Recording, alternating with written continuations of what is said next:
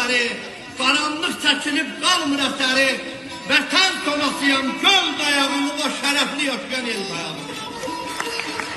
Bir dənə də savala şeir verim, savalımdan deməsəm ona sonra zümmət edərəm. Eşqinlə yaşaram, eşqinlə vururam. Geyrətli bir qarlı savalan dağım, baxanda boyuna bəhbəh gətiriləm, əslanlar yatağı, ceyran otları. Qartal təkdirvəndə seyr eləmişəm, min dəfə başıma doğru eyləmişəm, olanımı yazıb şeir eyləmişəm, ömrümün baharı Savalan dağı.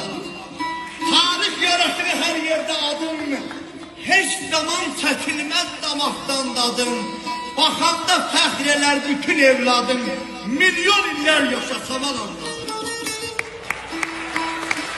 Hər zaman baş gözüm oyaqdı qara, dərmansız dəstərə edərsən sonra, qotnəbi sorağın hədər təhlərə, kəhkəşanda yetir Savalan dağı.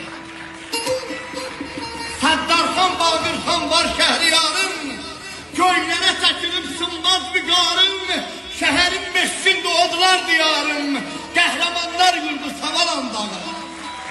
Abidi şeirə çəkib olanlarını, köksündə gül kimi solanlarını, vətəndən didərgin olanları, gəl özün sal yola Savalan dağı, ömrümün baharı, ömrümün bağı.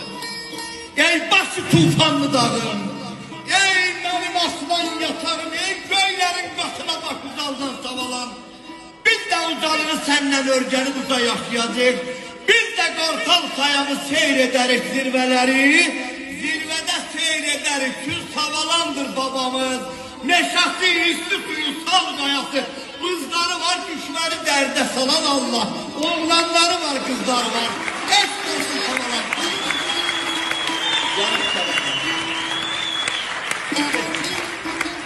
Kəsdir aşıq, kərəm deyib ağlama, kərəm elə yanmalıydı, yandı da, öz olduğun işinə qamaşan gözünə qan dolmalıydı, doldu da, valla.